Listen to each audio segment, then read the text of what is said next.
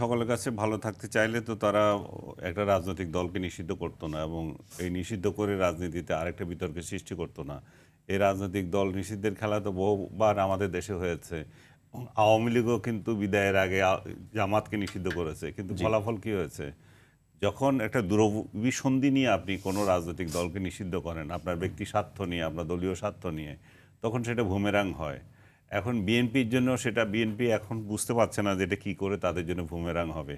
দেখেন, জামাত কিন্তু যে প্রলেপ দেওয়া সেটা কিন্তু দিয়ে দিছে, এই সংসদেই দিয়ে দিছে। যখন এটা অধ্যাদেশ পাশ হচ্ছিল তখন কিন্তু জামাতের নেতা আমির দাঁড়িয়ে কিন্তু বলেছিল আমরা এটা নিয়ে আরও আলোচনা করতে পারি।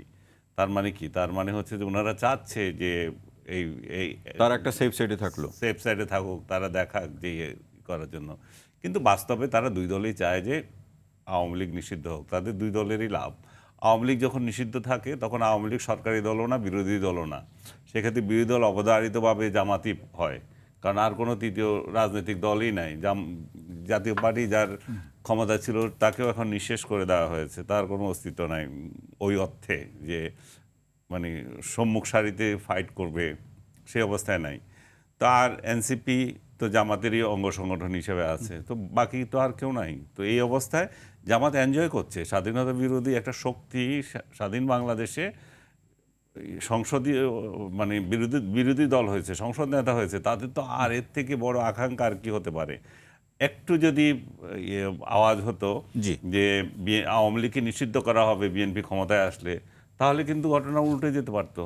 ভোটগুলো এখন যে যে সিট হয়েছে, অনেকগুলো সিটে তো 10,000 5,000 ভোটের ব্যবধান হয়েছে, তখন দেখলেন ব্যবধান চেঞ্জ প্রায় হয়ে গেছে। 30টির মতো আসনে। হ্যাঁ, ব্যবধান চেঞ্জ হয়ে গেছে। তো সার্বিকভাবে জামাত ক্ষমতা আসতে পারতো কিনা জানি না, বাট আরও অনেক অনেক আসন বেশি পেতে পারতো।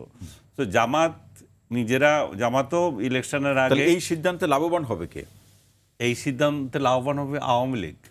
কারণ যে কোনো দলকে যখন নিষিদ্ধ করা হয় তখন তার তার বেগবান শক্তি, তার যে নিষিদ্ধ করার ক্ষেত্রে সে যে এক ধরনের প্রতিরোধ শক্তি দিয়ে এগিয়ে আসে, সেটা সেটা তো হবে, তাদেরই হবে। কিন্তু কারণ এই আলোচনার প্রেক্ষাপটে হাবিব ভাই যেটি বলছিলেন যে আওয়ামী লীগ ক্ষমতা থাকার সময় বিগত 15 বছরে বিশেষ করে 14, 18, 24-এর যেভাবে নির্বাচন করেছে, গণতন্ত্রকে হত্যা করেছে হাবিব ভাইয়ের পর্যালোচনা অনুযায়ী, তার প্রেক্ষাপটে এই সিদ্ধান্তে জনগণের তো ভিন্ন ভাবনা আদৌ ভাববে কিনা সেই প্রশ্নটি জনগণ যে ভিন্ন ভাবছে সেই সুযোগটাই তো আমরা দিচ্ছি না। মাঠে থাকতো, যদি মাঠে থাকে, আপনি যদি একটা ইনক্লুসিভ সোসাইটির কথা বলেন, আপনি যদি সব দলের অংশগ্রহণের কথা বলেন, সোসাইটিতে সব মতের অংশগ্রহণ চান, তাহলে না আপনি বুঝতে পারতেন যে জনগণ তাকে চায় কি চায় না। কারণ জনগণ তো আপনার ইচ্ছা না, আপনার ইচ্ছা যা সেটা তো জনগণের ইচ্ছা হতে পারে না, তাই না? আপনি আওয়ামী লীগকে নিষিদ্ধ করার ক্ষেত্রে আওয়ামী লীগের যে প্রতিরোধ শক্তি, আওয়ামী লীগের যে আজকে কদিন ধরে আমি তো ফেসবুকে দেখতেছি বা আদার্স জায়গায় দেখতেছি, হাবিব ভাই যে বলছেন যে তারা তো মিছিলও করে নাই, তারা অনেক জায়গায় মিছিল করেছে। আর কিংবা করলেও তারা কি সেই পরিবেশ আছে যে মিছিল করব আমরা প্রতিবাদে? কারণ সেখানে তো প্রতিরোধ হচ্ছে এবং ধরে ধরে নিয়ে জেলে দিয়ে দিচ্ছে। না, হাবিব ভাই বলছেন 24-এর প্রেক্ষাপটে আওয়ামী লীগের কি আর মুখ দেখানোর সুযোগ আছে? মুখ দেখানোর সুযোগ কি আছে কি না সেটা আওয়ামী লীগের ব্যাপার, কিন্তু সেটা আওয়ামী লীগ জবাব দেবে যে আমরা কত খারাপ করেছি ভালো করেছি। আমি তো সেটা আপনাকে আগেও বললাম যে তারা সেটাও পর্যালোচনা করছে না। তাদের কর্মীরা রাস্তায় আছে, অনেক কর্মী প্রতিরোধ করতে আছে, অনেক কর্মী নেতা নেত্রীদেরকে চাচ্ছে, কিন্তু নেতা নেত্রীরা আবার অন্যদিকে আছে। মানে দলের নেতৃত্বের কোনো মানে মানে গোজামিল তৈরি হয়ে গেছে। সেই জিনিসটা তারা যে সরাসরি বলতে গেলে কেন্দ্রীয় নেতৃত্ব সেটা ওভারকাম করে যে একটা মূল স্রোতে আসবে জি। এবং প্রতিবাদ করবে এবং 24-এর মূল্যায়ন করবে, সেটা তো তারা করছে না, সেটা করে না এই পর্যন্ত। কিন্তু তাদেরকে জনগণ গ্রহণ করবে কি করবে না সেই বিচার হবে ভোটে, সেই বিচার কারো মুখে মুখে হবে না। সে মুখে মুখে যদি হয়, আমি তো দেখছি জনগণ তাকে চায় না, আপনার চাওয়াতে কি আসে যায়? আপনার চাওয়ার ব্যারোমিটার কি? আপনি তো একটা রাজনৈতিক দলের বিশ্বাসী লোকদেরকে হাজারে হাজারে জেলে ভরে দিয়েছেন। আমি তো নিজ চোখে দেখে এসেছি কি হারে প্রতিটা জেল ভর্তি হয়ে আছে আওয়ামী লীগের লোকজন। এবং সেই সেই যাদেরকে ভরেছে তারা অতি অতি ছোটোখাটো মানে চুনোপুটি টাইপ নেতা নেত্রী সমর্থক। অরিজিনাল যারা আওয়ামী লীগ করে, আওয়ামী লীগের বড় বড় নেতা নেত্রী সারা দেশের বাইরে চলে আসে।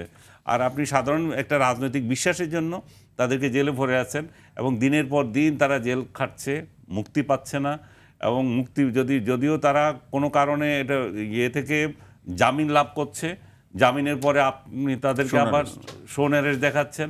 এবং বাটপার আসিফ নজরুল এটা প্রচলন করে গিয়েছিল তার বাটপার ইউনূসের শাসনে, সেই জিনিসটা আবার আপনি একটা এক্সটেনশন করছেন, আপনি নতুন কিছু দিচ্ছেন না। একেবারে হচ্ছে না তা না, আমি দেখছি যে অনেকে মুক্তি পাচ্ছে এবং টাকা পয়সা দিয়ে পাচ্ছে, এগুলো ম্যানেজ করে পাচ্ছে, থানাকে ম্যানেজ করে পাচ্ছে, প্রসিকিউশনকে ম্যানেজ করে পাচ্ছে, আদালতে লক্ষ লক্ষ টাকা খরচ করছে।